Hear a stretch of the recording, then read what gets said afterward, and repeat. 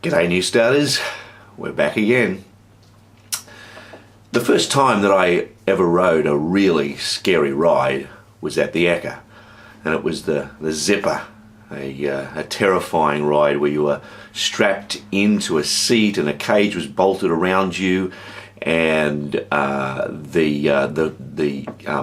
cage in which you were spun on the end of a long arm, and it was rotating around the arm, and the arm was spinning, so there was a whole lot of rotation going on. And I remember as a child when that ride first came to the Ekka, looking at it and just thinking how terrifying it would be to ride on that. And then each year as we would go, I'd get closer to the age where my parents would permit me to ride that thing. I think it was probably 2 or 3 years before I got the chance to actually ride it. And when I did, it was just the most amazing experience of terror and fear and wonder and joy.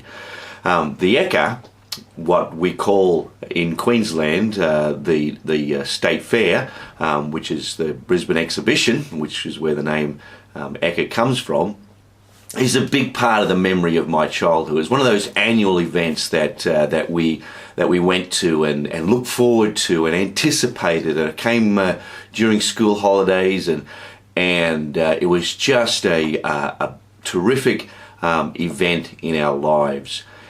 And it's happening right now, which is why I'm thinking about it. We're not able to go this year, and I'm a little bit disappointed. I guess that I'm probably over the crowds and over the rides, and don't get as much thrill from the event. And now that my children have grown up, I don't get to take them, and Emmy's not a big fan of crowds, and so there's a lot less appeal these days of getting to the Ekka, and yet I still miss it. But what I miss is those feelings, that warmth, that anticipation, that expectation, the food, the noise, the newness, the events that were taking place, and everywhere you looked, something fresh to see. As I thought about that this week, I was reminded of what a wonderful childhood I had. My worst experience as a childhood pretty much come down to my not getting my own way, not getting something I wanted. And then I'm reminded this week of the awful things that are happening around the world. There are children and adults starving to death, and there are others that are being put to death at the point of a sword, and there's just some terrible injustice and horrible things going on. I don't particularly give over to the theory that this is in some way fresh or new. In fact, it's been happening as long as there has been humanity.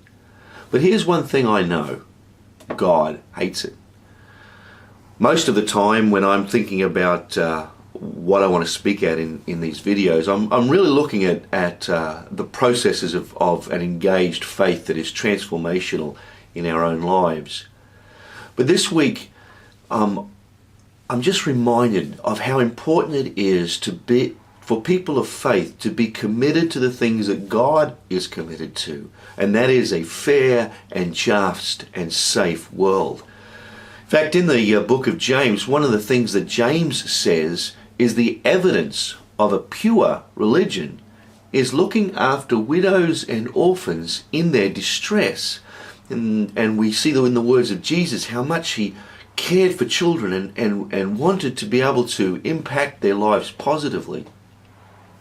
God hates injustice, and he hates unjust poverty. And the people of faith genuinely are called to be a people that will live transformationally in the world and raise the conscience of the world to respond to these things in ways that will find real solutions to bring about a harmony and a freedom and a security throughout the world. And so as I go out into this week, I'm not really sure of how I can manifest that in my life, and I'm not really sure how you can either. But I do know it is something we are called to, and it's something that when given the opportunity, we need to respond to positively. It is one of the grand expressions of love that we live with global eyes that seek to see justice and freedom and safety around the world. Well, I hope you have a great week ahead, and that these words will help you to be connected with the world in which we live. Have a good week. Thanks.